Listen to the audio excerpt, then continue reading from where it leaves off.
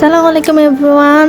অনেক দিন ধরেই কাচুরি চাট খাওয়ার অনেক ইচ্ছা করতেছিল। সেদিন ফেসবুকে ঘুরতে ঘুরতে দেখলাম কাচুরি চাটের রেসিপি আমার সামনে চলে আসছে।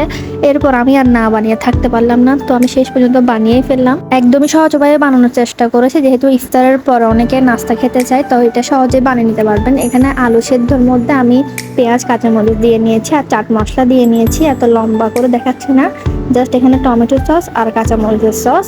এরপর আমি গরম মশলা, ধনে গুঁড়া, এরপর একটু করে বিট লবণ দিয়ে নিলাম। বিট লবণটা আমি বাসায় তৈরি করেছি, এর ভিডিও আমার ফেসবুক পেজে দেওয়া আছে। এখন আমি সব কিছু ভালো করে মিক্স করে নিচ্ছি, একদম সহজ, তেমন কোনো ঝামেলা নাই। এরপর লাস্টের দিকে একটু লেবু রস দিয়ে নিচ্ছি। এরপর একটা রুটি বানিয়ে ওটাকে পিস পিস করে কেটে তেলে ভেজে নিয়েছি ক্রিস্পি হওয়ার জন্য।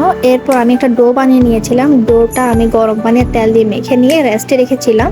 এরপর একটা রুটি বানিয়ে এভাবে একটা বাটি নেবেন, বাটি নিয়ে এটাকে এভাবে ভালো করে লাগিয়ে দিবেন কাটরি শেপটা আসার জন্য, কারণ এটা হচ্ছে কাটরি চাট, অবশ্যই কাটরি দিয়ে এটা বানাতে হবে। তো একটা কাটরি নিয়ে নেবেন স্টিলের, এভাবে একটা রুটি বানিয়ে এটাকে চারপাশ থেকে এভাবে ভালো করে লাগিয়ে নেবেন। সুন্দর করে লাগানো হয়ে গেলে যেন একটু ছুটে না যায়, নাহলে তেলে দেওয়ার পরে এটা আবার ছুটে যেতে পারে। তো সুন্দর করে এটা ভালো করে লাগিয়ে নেওয়ার পরে গরম তেলের মধ্যে ছেড়ে দিবেন। দেন দেখবেন ম্যাজিক, এটা তেলে দেওয়ার পরে আস্তে আস্তে করে বাটিটা কাটরি থেকে আলাদা হয়ে যাবে। এখানে টেনশন হওয়ার কিছু নেই যে লেগে থাকবে বা কিছু, এটা যখন ভিতর থেকে হয়ে আসবে কাটরিটা অটোমেটিক আলাদা হয়ে যাবে। এরপর আপনি সুন্দরভাবে এটা ইজি ওয়েতে চারপাশ থেকে ভালোভাবে এটাকে ফ্রাই করে নেবেন। এটাকে একটু ফ্রাই করবেন, না হলে মচমচে ভাবটা থাকবে না, তাহলে খেতেও অনেক ভালো লাগবে। যখন মচমচে ভাবটা হবে আপনার কাটরি চাটটা একদম অরিজিনাল ফ্লেভারটাই পাবেন। আমি তাড়াহুড়া করে বানাইছি, তো অনেক চাট মশলা অনেক রকমের ইনগ্রিডিয়েন্টস দেওয়া হয় না, কিন্তু আমি 95% সব মশলাই দেওয়ার চেষ্টা করি, কারণ চাট জাতীয় জিনিসের প্রত্যেকটা মশলা ভালোভাবে না পড়লে খেতে একদমই ভালো লাগে না, তখন ওটা চাট স্বাদ এটা আসে না। তো যেহেতু ঝাল টক সব কিছু মিলে এই জিনিসটা তৈরি হবে, এটা বানানোর সময় খেয়াল রাখতে হবে আলুর মধ্যে সব মশলা বা সব ইনগ্রিডিয়েন্টস দেওয়া যাবে না, কারণ কিছু ইনগ্রিডিয়েন্টস আপনার পরিবেশনের সময় দিতে হবে, না হলে দেখতে একদম ভালো লাগবে না, খেতেও ভালো লাগবে না।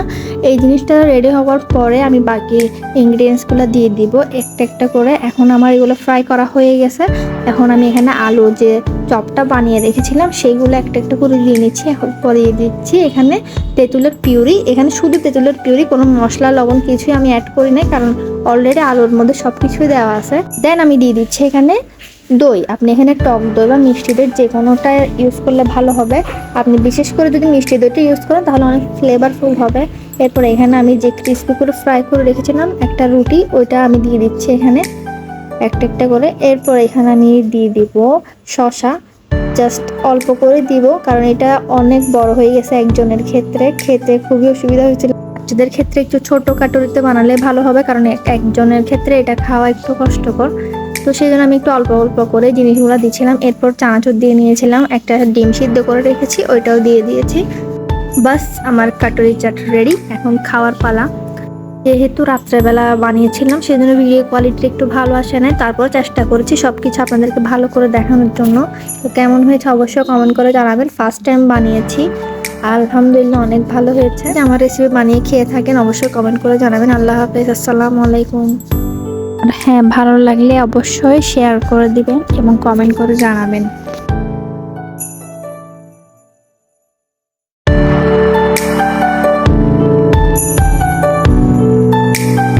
I got broads in Atlanta, just to go in the family. Credit cards and the scammers, getting no licks in the van.